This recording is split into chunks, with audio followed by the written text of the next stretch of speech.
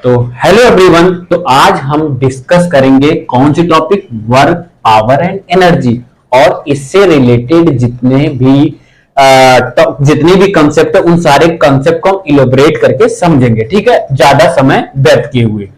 तो हम सबसे पहले पढ़ेंगे वर्क। वर्क क्या होता है कि जैसे हमारा एक ऑब्जेक्ट यहाँ पे था, इसको हमने फोर्स दिया यहां से, और ये हमारा ऑब्जेक्ट टिचिक टिचिक करते हुए कहां पहुंच गया, यहां पहुंच गया।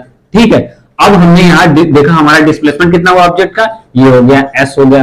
तो हमने पूछा कि आपने काम कितना किया, वर्क कितना किया। तो वर्क क्या होता है, फोर्स, हमने फोर्स लगा, डिस्प्लेसमेंट कितना, इन दोनों का प्रोडक्ट अगर हम करेंगे तो हमको क्या मिल जाएगा, हमारा वर्क डन मिल जाएगा।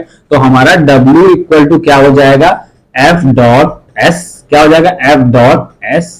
कोई दिक्कत नहीं। हमने क्या देखा कि जिस डायरेक्शन में हमने फोर्स लगाया है, जिस डायरेक्शन में हमने फोर्स लगाया है उसी डायरेक्शन में हमारा डिस्प्लेसमेंट हो रहा है। तब हम क्या लिख रहे हैं, W equal to F dot S लिख रहे हैं। मतलब जिस डायरेक्शन में फोर्स लगेगा उसी डायरेक्शन में डिस्प्लेसमेंट को हमें काउंट करना है। दूसरा फॉर्मूला भी आप देखे होंगे, एफ एस कॉस थीटा। तो हमारे क्या समझ में आना चाहिए कि हमको क्या देखना पड़ेगा, हमको जिस डायरेक्शन में हमने फोर्स लगाया उसी डायरेक्शन में हमको डिस्प्लेसमेंट। तो देखिए ये वाला फॉर्मूला कैसे है कि मान लीजिए कि आपका एक इंक्लाइन प्लेन है, ये ऐसा इंक्लाइन प्लेन है। ठीक है, आप यहाँ पे लगा रहे हैं, क्या लगा रहे हैं, आप यहाँ पे लगा रहे हैं फोर्स। आपने फोर्स लिया, ये आपका ऑब्जेक्ट है, इसको आप फोर्स इस तरीके से लगा रहे हैं, आपका ऑब्जेक्ट डिस्प्लेस ऐसे हो रहा है। तो आपको क्या वर्क डन यहाँ पता करना है, तो आपका डिस्प्लेसमेंट इस डायरेक्शन में लेना पड़ेगा, थीटा है। तो इसकी लेंथ लेनी है तो कैसे पता चलेगी, ये आपकी लेंथ इसकी क्या है, एस है, इसमें कॉस थीटा लगाइए तो कॉस थीटा इक्वल टू क्या हो जाएगा, base upon hypotenuse, base upon hypotenuse, hypotenuse की वैल्यू एस है तो बेस की वैल्यू क्या हो जाएगी, S cos theta. S cos theta हो गया कि नहीं। अब क्या हो गया, हमें वर्क डन पता है, work done equal to force तो हम लगा रहे हैं इसी डायरेक्शन में, डिस्प्लेसमेंट भी हमारा इसी डायरेक्शन में, बेस की वैल्यू कितनी है, एस कॉस थीटा। तो मल्टीप्लाई कर देंगे एस कॉस थीटा, तो आपको मिल गया दोनों। तो मतलब जिस डायरेक्शन में फोर्स लगेगी उसी डायरेक्शन में डिस्प्लेसमेंट हमको काउंट करना है। ठीक है, ये आपको समझ में आ गया कि नहीं। तो आपने क्या पढ़ लिया, वर्क पढ़ लिया। वर्क की यूनिट क्या होती है, वर्क यूनिट क्या होती है, अब देखिए फोर्स की यूनिट क्या होती है, न्यूटन, और डिस्प्लेसमेंट की यूनिट क्या होती है, मीटर। तो हो गया न्यूटन मीटर, इसकी यूनिट हो गई, क्या हो गई, इसकी यूनिट हो गई। ठीक है, यूनिट समझ गया, न्यूटन मीटर। ठीक है, छोटी यूनिट क्या, और दूसरी यूनिट क्या होती है, और दूसरी यूनिट हम जूल भी बोलते हैं, क्या बोलते हैं, जूल भी बोलते हैं। और छोटी यूनिट क्या होती है, अर्ज होती है, अर्ज होती है, क्या होती है, अर्ज। ठीक है, समझ में आ गया कि नहीं, जूल, अर्ज, और क्या, न्यूटन मीटर, एक और यूनिट है। तो 3 यूनिट हमने यहाँ पे आपको बता दिया। ठीक है, 3 यूनिट आप दिमाग में रख लीजिए, क्या, न्यूटन मीटर, दूसरा क्या, जूल, छोटी यूनिट क्या, अर्ज। ठीक है, अब रिलेशन क्या होता है, छोटी यूनिट और बड़ी यूनिट, मतलब जूल में और अर्ज में। तो 1 जूल बराबर 10 के पावर 7 अर्ज, 1 जूल बराबर 10 के पावर 7 अर्ज। ये याद होनी चाहिए क्योंकि बोर्ड प्रोस्पेक्टिव से इंपॉर्टेंट है। ठीक है, समझ गए। अब हम अगले टॉपिक पढ़ेंगे, क्या, पावर। क्या पढ़ेंगे, पावर। क्या पढ़ेंगे, ठीक है। अब हम अगली टॉपिक पढ़ते हैं, क्या, पावर। क्या पढ़ते हैं, पावर। पावर इक्वल टू क्या होता है, rate of doing the work. क्या होता है, रेट ऑफ डूइंग वर्क को क्या बोलते हैं, पावर बोलते हैं। रेट ऑफ डूइंग वर्क क्या बोलते हैं, हम पावर बोलते हैं। पावर की यूनिट क्या हो जाएगी, वाट होती है। क्या यूनिट होती है, यूनिट होती है इसकी, क्या होती है, वाट होती है। ठीक है, क्या होती है यूनिट इसकी, वाट होती है। पावर की यूनिट क्या होती है, वाट होती है। ठीक है, अब W के हमको वर्क डन की वैल्यू, इसके 3 फॉर्मूले आते हैं, कैसे। अब जैसे पावर इक्वल टू दिया हुआ, W इक्वल टू हमने क्या पढ़ा, W equal to F dot S upon T, एक ये फॉर्मूला हो जाएगा। ठीक है, ठीक है, ठीक है, ये भी एक फॉर्मूला हो जाएगा। एक फॉर्मूला हो जाएगा पावर का, power equal to F F F F dot S cos theta upon T.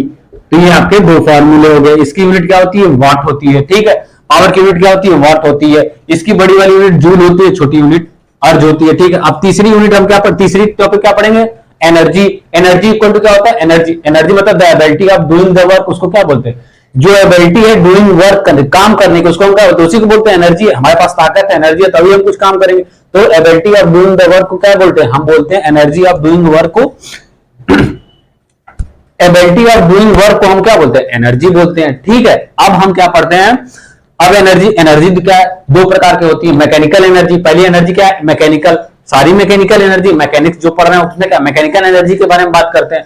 तो मैकेनिकल एनर्जी 2 पार्ट में टूटा है, कौन सा, काइनेटिक एनर्जी, दूसरा क्या है पोटेंशियल एनर्जी। काइनेटिक एनर्जी जब कोई बॉडी क्या कर रही हो, क्या कर रही हो, जब कोई बॉडी मूव कर रही हो तो उसको हम उसमें कौन सी एनर्जी लगती है, काइनेटिक एनर्जी। मूविंग बॉडी को हम क्या बोलते हैं, काइनेटिक एनर्जी। मूविंग बॉडी कौन सी एनर्जी प्रोसेस करती है, मूविंग बॉडी कौन सी एनर्जी प्रोसेस करती है, मूविंग बॉडी एनर्जी प्रोसेस करती है क्या, काइनेटिक एनर्जी। रेस्ट बॉडी कौन सी एनर्जी प्रोसेस करती है, कौन सी एनर्जी प्रोसेस करती है, पोटेंशियल एनर्जी। पोटेंशियल एनर्जी कौन सी एनर्जी, पोटेंशियल एनर्जी।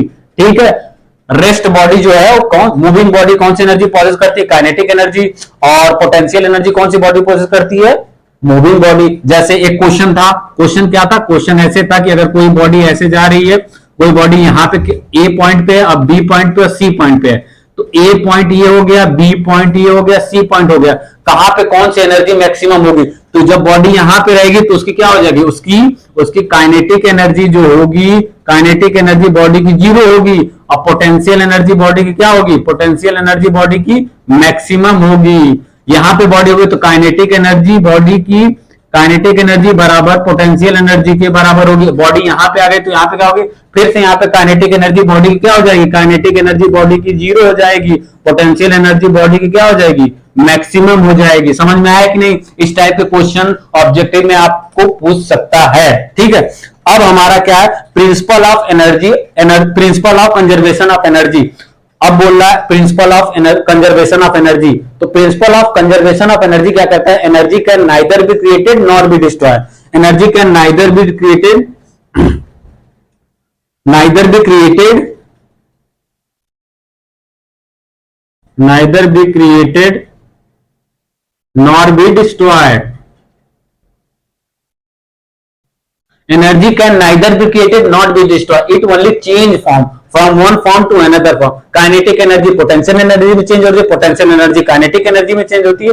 इस तरीके से हमारी क्या होती है, एनर्जी का फॉर्म चेंज होता है। एनर्जी कभी खत्म नहीं होती है, वो अपना फॉर्म बस ट्रांसफॉर्म करती है। ठीक है, अब जैसे ये क्वेश्चन और पूछता है, कौन सा क्वेश्चन पूछता है, जैसे पूछता है कि बॉडी की इनिशियल